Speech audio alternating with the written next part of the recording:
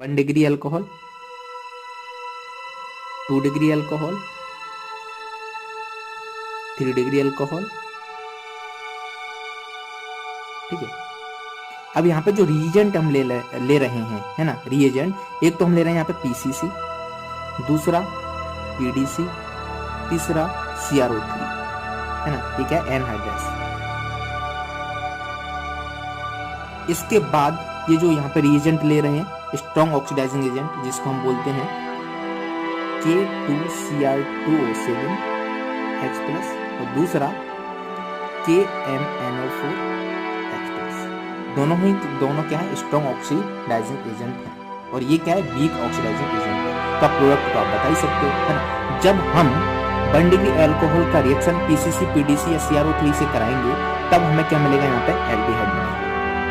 क्या मिलेगा, एल्डिहाइड। जब 2 डिग्री का कराएंगे तब हमें क्या मिलेगा, कीटोन। और जब 3 डिग्री का कराएंगे तो यहाँ not oxidise, 3 degree alcohol oxidise नहीं होते हैं, राइट। अब सिमिलरली जब हम स्ट्रॉन्ग ऑक्सीडाइजिंग एजेंट ले रहे हैं K2Cr2O7H+ या फिर KMnO4H+, तब ये क्या है, 1 डिग्री अल्कोहल डायरेक्ट कन्वर्ट होगा किसमें, एसिड, कार्बोक्सिलिक एसिड। ठीक है, और जो 2 डिग्री है वो तो कीटोन ही रहेगा, और 3 डिग्री ऑक्सीडाइज नहीं, नॉट ऑक्सीडाइज। समझ आ गया, सिंपल सी बात है। ठीक है, अब एक चीज ध्यान से मैं आपको बताता हूँ, कॉपर के साथ, कॉपर के साथ एक अलग केस है, तो उसको समझने की कोशिश कीजिएगा। जैसे मैंने यहाँ पे लिया CH3 और इसकी रिएक्शन कराई कॉपर, टेम्परेचर का 573 K। तो यहाँ से जो हमें अल्कोहल मिलेगा वो क्या मिलेगा, CH3 CH2 CH, राइट, यानी कि एल्डिहाइड मिलेगा। अब यदि मैं यहाँ पर सेकेंड डिग्री करूँ तो CH2 CH3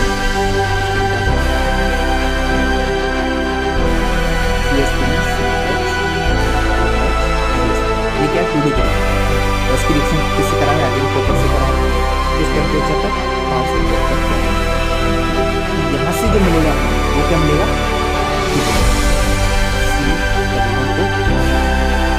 तो ये 2 डिग्री अल्कोहल का, ठीक है, 1 डिग्री, ठीक है, 2 डिग्री, क्या मिलेगा, 2 डिग्री से कीटोन मिला, 1 डिग्री से एल्डिहाइड। अब एक और एक्स्ट्रा केस जो आपके लिए इम्पोर्टेंट है, जानना उसको याद कर लीजिएगा।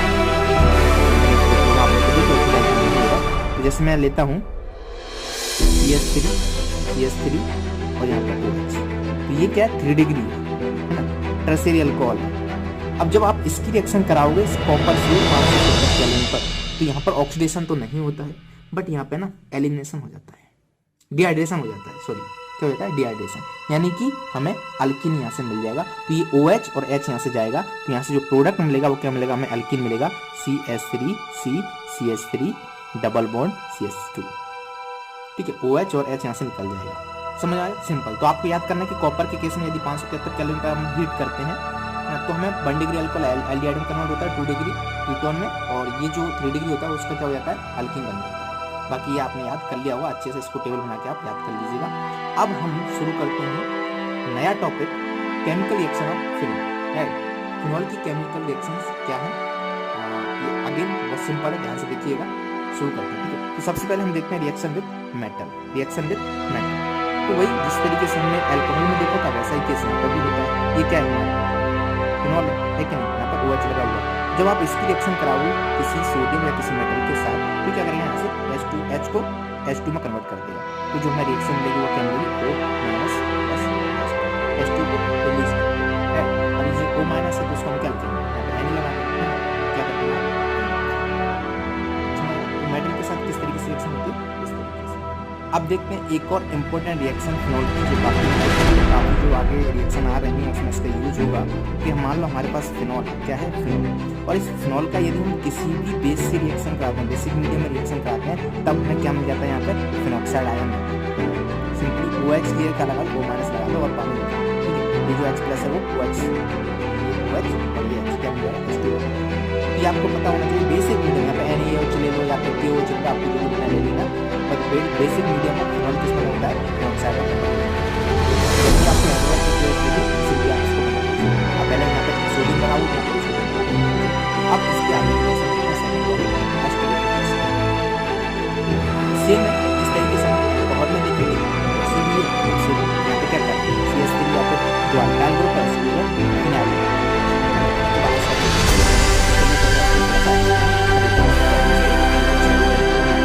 ये हमें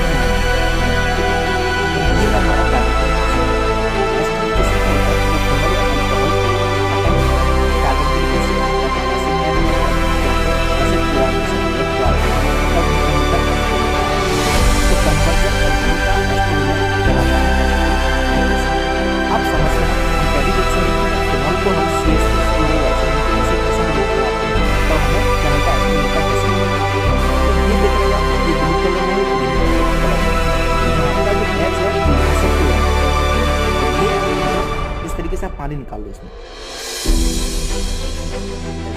देख रहे हैं ना HO और H। तो आप देखो ये जो था फिनॉक्साइड आयन ये यहाँ रहेगा और ये यहाँ पे शिफ्ट हो जाएगा, अटैक कर देगा C। इसी तरीके से यहाँ की बात करें है ना, तो क्या करेगा ये यहाँ पर अटैक करेगा और ये यहाँ से निकल जाएगा, राइट। तो जब यहाँ पर अटैक करेगा तो ये C ये जो था ये यहाँ पर रहा और CH3CO यहाँ पे लग जाएगा, ठीक है। जैसे इसकी बात करें है ना, तो ये कहाँ पर रहेगा, यहाँ पर अटैक करेगा, Cl- यहाँ से बाहर निकल जाएगा। तो बेसिकली हम क्या करें HCl यहाँ से बाहर हो गया, राइट। तो इस तरीके से प्रोडक्ट बन जाएगा फिनॉक्साइड देन COCH3। सिंपल से प्रोडक्ट पे आई होप समझ में आ गए होंगे। नेक्स्ट हम बात करते हैं कि ये जो रिएक्शन है एक NCERT में दी हुई है, काफी इंपॉर्टेंट है, तो इसको आप याद कर लीजिएगा। बेसिकली क्या है, सैलिसिलिक एसिड है ना, फिनॉल है, वहाँ पे COH लगाया, तो इसको हम क्या बोलते हैं सैलिसिलिक एसिड। जब इसका रिएक्शन हम कराते हैं एसिड एनहाइड्राइड के साथ, तब हमें एक कंपाउंड मिलता है जिसका नाम है एस्प्रीन, और एस्प्रीन का जो नाम होता है एक और उसको बोलते हैं एसिटाइल सैलिसिलिक एसिड। तो आपसे क्या पूछा जा सकता है कि which of the following aspirin, और एस्प्रीन का कॉमन नाम क्या है, या ये किसका नाम है, एस्प्रीन का स्ट्रक्चर क्या है, ये किसका स्ट्रक्चर है ना। जब इसके साथ रिएक्शन करें तो प्रोडक्ट क्या बनेगा है ना, कौन कौन सा प्रोडक्ट बनेगा। तो इस तरीके से इस पर 4-5 क्वेश्चन बना जा सकते हैं, ठीक है। ये पता होना चाहिए। तो सिंपली क्या होगा ये है ना, तो यहाँ पर अटैक करेगा तो यहाँ से निकल जाएगा, तो ये इधर ऐड होगा, और ये जो H है ग्रीन कलर वाला ब्लू कलर के साथ चला गया, CH3COH CH3CO और OH।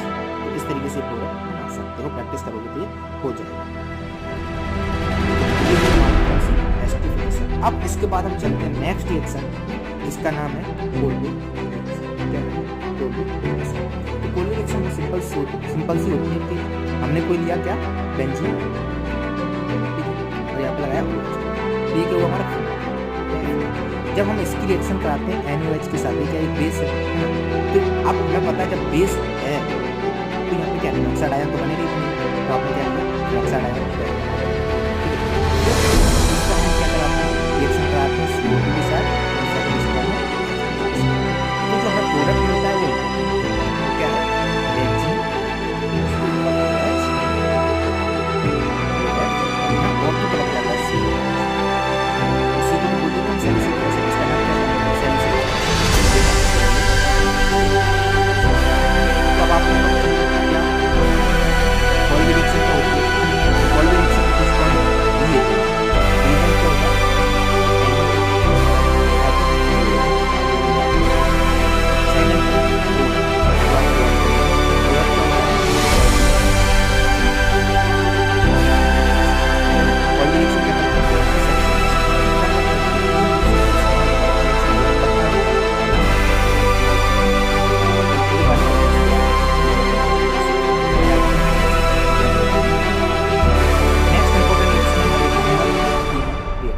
ये भी कुछ ऐसी ही है, ये हमारा फिनॉल। जब हम फिनॉल की रिएक्शन कराते हैं, अब यहाँ पे रिएजेंट चेंज हो रहा है, हम कोल्बे रिएक्शन और हीमर-टीमर रिएक्शन में हम लेते हैं CHCl3 प्लस एक्वस NaOH है ना। तो यहाँ से जो हमें प्रोडक्ट मिलता है वो मिलता है सैलिसिल एल्डिहाइड। क्या मिलता है सैलिसिल एल्डिहाइड, मैं डायरेक्ट प्रोडक्ट लिख रहा हूँ, ठीक है। तो प्रोडक्ट आपको पता होना चाहिए OHCHO, इसको हम क्या बोलते हैं सैलिसिल एल्डिहाइड, ठीक है। तो यहाँ पर क्या मिल रहा था हमें, ऑर्थो पर एसिड मिल रहा था, यहाँ पे क्या मिल रहा है एल्डिहाइड मिल रहा है, इसलिए इसको क्या देंगे नाम सैलिसिल एल्डिहाइड। तो बाकी सारी चीज़ इसके बारे में भी आप लिख सकते हो है ना, इसका रिएजेंट क्या है ना, इसका प्रोडक्ट क्या है, दोनों चीज़ इंपॉर्टेंट है, दोनों लिख दो है ना। तो इसका जो रिएजेंट है वो है CHCl3 प्लस एक्वस NaOH और इसका जो रिएजेंट है, सॉरी इसका जो प्रोडक्ट है वो क्या है, सैलिसिल। अब आपसे रिएक्शन पूछ लिया, सिंपल सी आप बता दें, when phenol is reacted with CaCl3 plus NaOH salicyl aldehyde gives, है ना। तो जब ये इससे रिएक्ट करता है तब हमें क्या मिलता है, सैलिसिल एल्डिहाइड मिलता है। इसका रिएजेंट क्या हुआ, CaCl3 प्लस NaOH। किससे रिएक्ट करता है, फिनॉल से रिएक्ट करता है। प्रोडक्ट क्या होता है, सैलिसिल एल्डिहाइड। सैलिसिल एल्डिहाइड क्या होता है, फिनॉल पर ऑर्थो पोजीशन में CH होता है। समझ में आ गया, उम्मीद करता हूं समझ में आ गया होगा, सिंपल। नेक्स्ट रिएक्शन देखते हैं नाइट्रेस, ठीक है। नाइट्रेट एक बार इसे देख लेते हैं फिनॉल के केस में। सबसे पहले क्या करते हैं,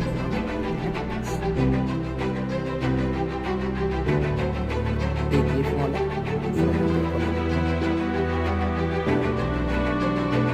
इसमें दो रिएक्शन आपको क्या, जब हम इसकी रिएक्शन करा रहे हैं डाइल्यूट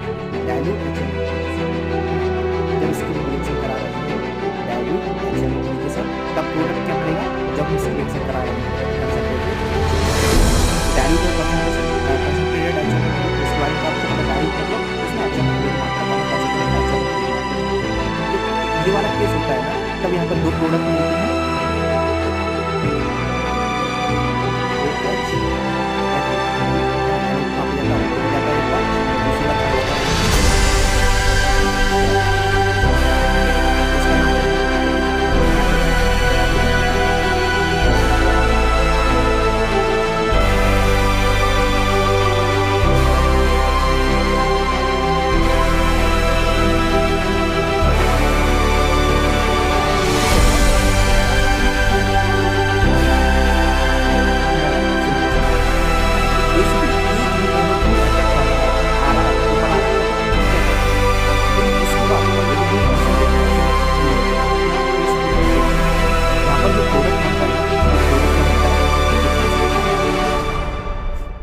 क्या है बेंजीन, यहाँ पे क्या था OH पहले से था। अब यहाँ पर 3 NO2 आ जाते हैं, दोनों ऑर्थो को कवर कर लेते हैं और पैरा को भी। इसका नाम होता है 2,4,6 नाइट्रोफिनॉल, और इसका जो कॉमन नेम है जिसके नाम से जाना जाता है, जो कि आप सभी को पता होना चाहिए, इसको हम बोलते हैं पिक्रिक एसिड। पिकनिक एसिड नहीं, पिक्रिक एसिड, ठीक है, पिकनिक नहीं बनाना, समझ आया। तो इसको हम क्या बोलते हैं, पिक्रिक एसिड। सिंपल सी बात थी, तो ये भी आपको समझ में आ गया होगा। नेक्स्ट रिएक्शन हम देखते हैं फिनॉल की हैलोजनेशन, है ना। हैलोजनेशन मतलब उसमें हैलोजन का ऐड करना, जैसे Cl है या फिर ब्रोमीन है, जो भी है, तो कैसे क्या होगा। तो इसमें भी हम दो केस ले लेते हैं, तो दो फिनॉल बना लेते हैं। पहला फिनॉल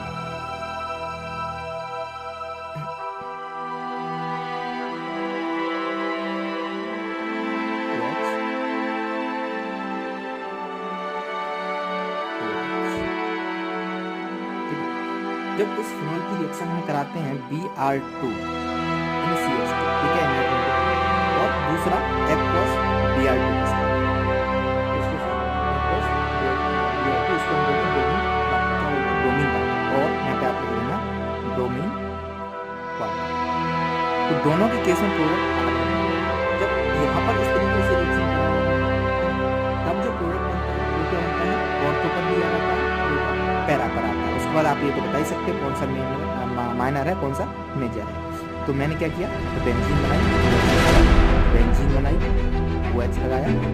तो एक बार Br अटैक करेगा यहाँ पर, दूसरी बार Br अटैक करेगा यहाँ पर, ये ऑर्थो हुआ। तो ये होता है हमारा माइनर वाला, क्योंकि यहाँ पर रिपल्सन आ जाता है, और ये होता है हमारा मेजर। फिर इसकी बात करें होता है, वो कुछ अलग होता है। तो वो प्रोडक्ट क्या होता है, वो मैं बता देता हूँ।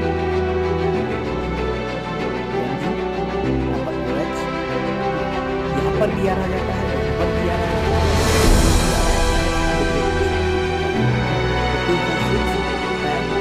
इसका जो नाम है वो लिख सकते हो, लिखना होगा ट्राई को ट्राई करेंगे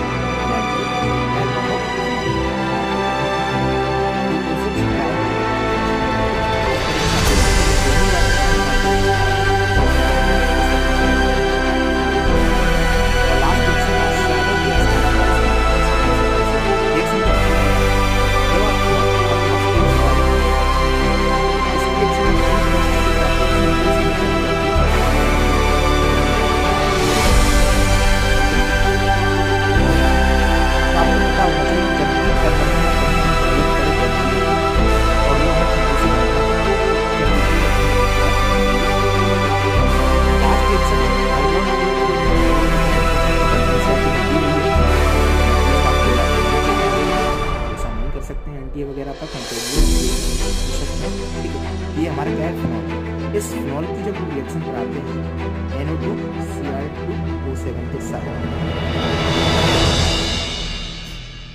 तो क्या होता है, इसका ऑक्सीडेशन हो जाता है।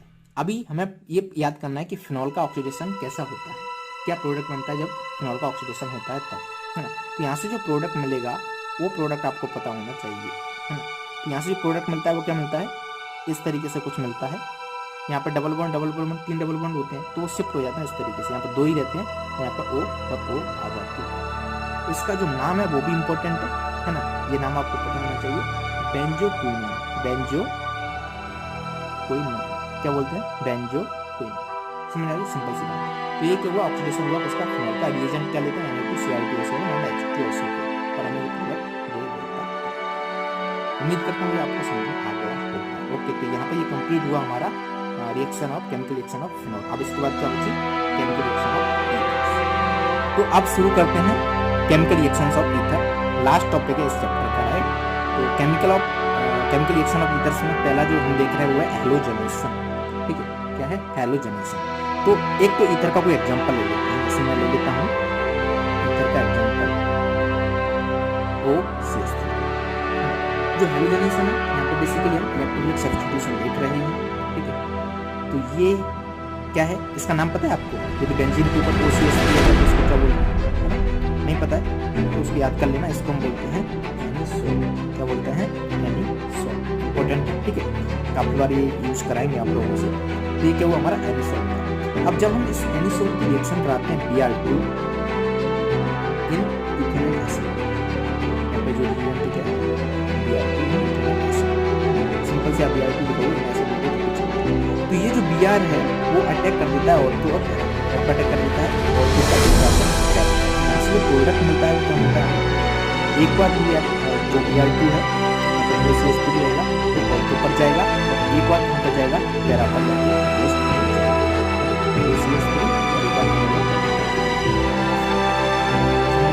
ये जो प्रोडक्ट है वो क्या होगा,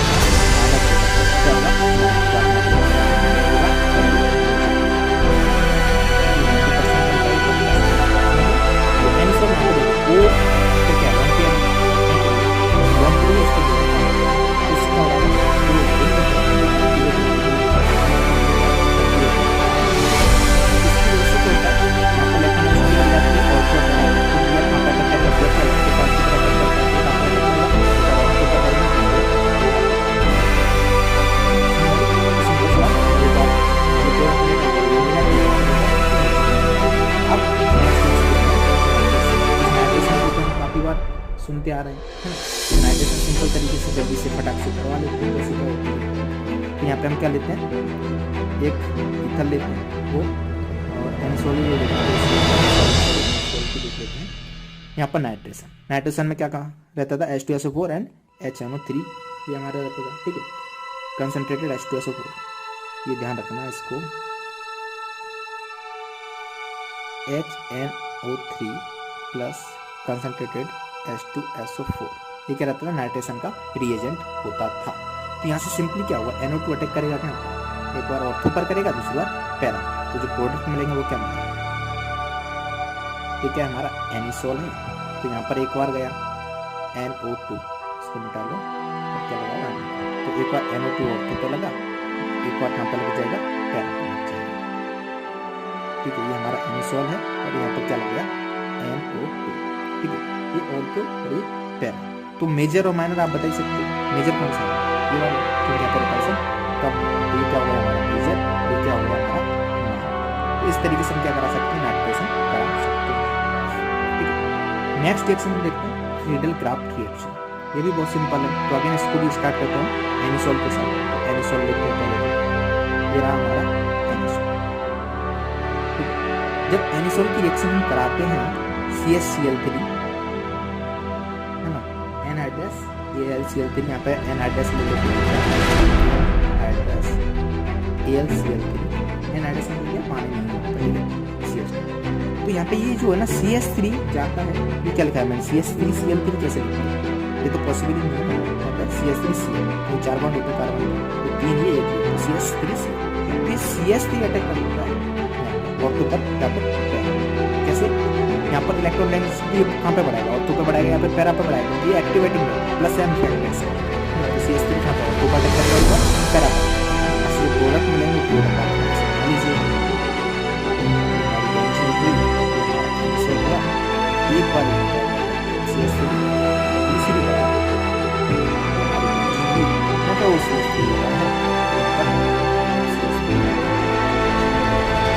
तो आप बताओ मेजर और ये जो मेजर प्रोडक्ट है ये हुआ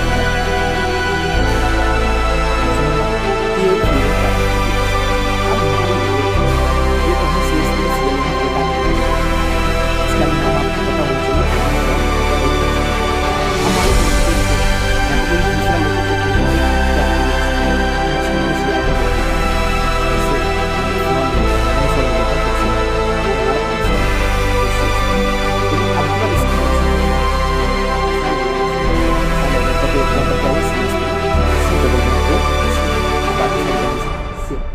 जो थी अब यहाँ पर क्या अटैक करेगा, यहाँ पर अटैक करेगा ये, यहाँ पर करेगा ऑर्थो पर करेगा और पैरा इसलिए प्रोडक्ट मिलेंगे। तो प्रोडक्ट आप बता ही सकते हो फिर, है ना। तो क्या प्रोडक्ट मिलेंगे, ये रहा हमारा एनिसोल, हाँ या ना, तो हम 2 एनिसोल बना लेते हैं। ये रहे हमारे एनिसोल। तो बेसिकली CO CS3 अटैक कर देगा ऑर्थो पर और एक बार क्या कर देगा, पैरा पर। तो यहाँ पर जो प्रोडक्ट मिल जाएगा हमें वो क्या मिल जाएगा, यहाँ पर आ जाएगा C double bond O CS3 और एक बार आ जाएगा यहाँ पर, ठीक है, C double bond O CS3 देख लो इस तरीके से, ठीक है। तो आप मेजर माइनर तो आप बता ही सकते हो, है ना। तो ये जो प्रोडक्ट हुआ वो क्या होगा, माइनर, क्योंकि यहाँ पर पर्सन होगा ऑर्थो पर है, और ये क्या होगा, समझ आएगा। इस तरीके से आप यहाँ पर कुछ भी चेंज होता है, यहाँ पर C2H5 ले लें या और भी ले लें, तो बहुत सारे रिएक्शंस बनाए जा सकते हैं। बस आपको थोड़ा सा पता होना चाहिए आइडिया कि कैसे क्या यहाँ पर अटैक होता है, कैसे प्रोडक्ट होता है। अब शुरू करते हैं cleavage of CO bonds in ethers. Next reaction है ईथर की, काफ़ी सिंपल है और काफ़ी इंपॉर्टेंट है, समझने की कोशिश करना। यहाँ पे क्या करता हूँ मैं, 2 रिएक्शन ले लेता हूँ, 2-3 एग्जाम्पल से समझाता हूँ, ठीक है। ये CS3 ठीक है, एक ईथर, ठीक है। यदि हम इसकी रिएक्शन कराते हैं HI से, है ना, ये क्या एक H है, ठीक है, ऐसे। तो यहाँ पे क्या होगा, ये ना H प्लस को ले लेगा यहाँ से, पहले स्टेप में क्या होगा, H प्लस को ले लेगा। तो यहाँ पे प्रोटोनेशन CS3O, यहाँ पे क्या जाएगा, H आ गया था, ठीक है, और इधर CS3, ठीक है, ये प्लस आ गया।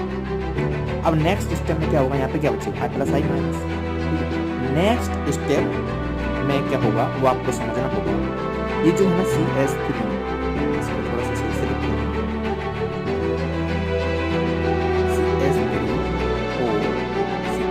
यहाँ पे क्या था, S था, ये पॉजिटिव और प्लस I, ठीक है।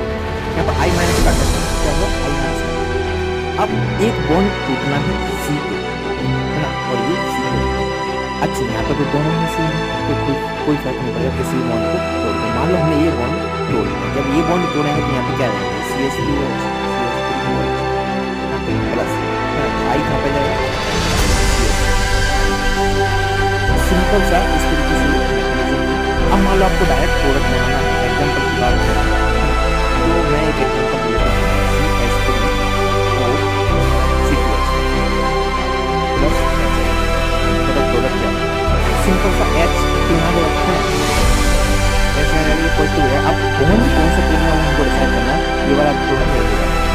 इस केस में जो बड़ा वर्ड है छोटा वर्ड है, तो यहाँ पे जब ऐसा की रिएक्शन होगी और जो I माइनस है वो जहाँ हिंडेंस का मैं वहाँ जाएगा, यानी ये वाला टूट जाएगा, I यहाँ पे चला जाएगा, यहाँ पे क्या जाएगा CS3 और इधर क्या बचेगा C2H। इस तरीके से ये रिएक्शन होंगे। अब एक और केस देख लेते हैं, फिनाइल वाला लास्ट केस है। जैसे मान लो मैंने यहाँ पे एक फिनाइल यानी फिनॉल लिया, ठीक है, और यहाँ पे एनिसोल ले लेते हैं OCH। अब ये भी हम इसकी रिएक्शन कराएं HI से, किससे, HI से, तब आपको बताना है कि प्रोडक्ट क्या बनेगा। तो सिंपल सी बात है, ये बॉन्ड टूटेगा, ये बॉन्ड टूटेगा तो पॉजिटिव चार्ज यहाँ पे आएगा जो कि अनस्टेबल है ना। तो ये बॉन्ड टूटेगा तो पॉजिटिव चार्ज कहाँ पे आएगा, यहाँ पे, है ना। तो ये वाला बॉन्ड टूटेगा, यानी कि HI कहाँ जाएगा, सॉरी जो आयोडीन है वो कहाँ पर अटैक करेगा, यहाँ पर। तो यहाँ पे क्या आएगा OH, सिंपल सी बात है, ठीक है। तो यहाँ से जो प्रोडक्ट मिलने वाले हैं वो क्या मिलेंगे, फिनॉल, यहाँ पे आ जाएगा OH प्लस CS3I, इस तरीके से हमारी रिएक्शन हो जाएगी, है ना। ये बॉन्ड क्यों नहीं टूटा, क्योंकि पार्शियल डबल करेक्टर है और ये काफ़ी स्टेबल बॉन्ड है, इससे स्ट्रॉन्ग है। ये वीकर बॉन्ड है तो फटाक से टूट जाएगा, है ना। तो इसको मैं थोड़ा सा इरेज कर दूँगा जिससे आपको दिक्कत ना हो। तो ये हुआ हमारा चैप्टर 11 कंप्लीट।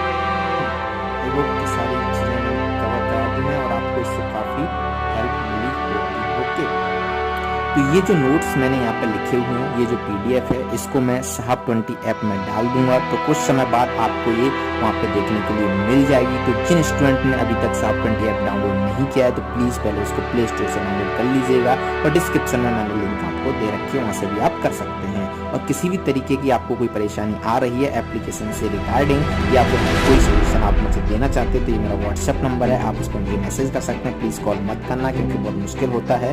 और यदि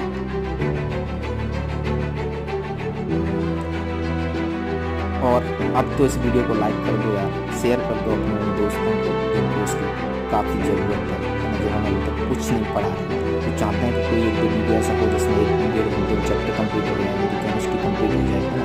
तो ये वीडियो उनके लिए काफ़ी इंपॉर्टेंट है, प्लीज़ उनको शेयर कर दीजिए। और अभी सब्सक्राइब नहीं किया तो कल नहीं से आगे जो भी नोटिफिकेशन हो सकता है वो आपसे छूट जाए,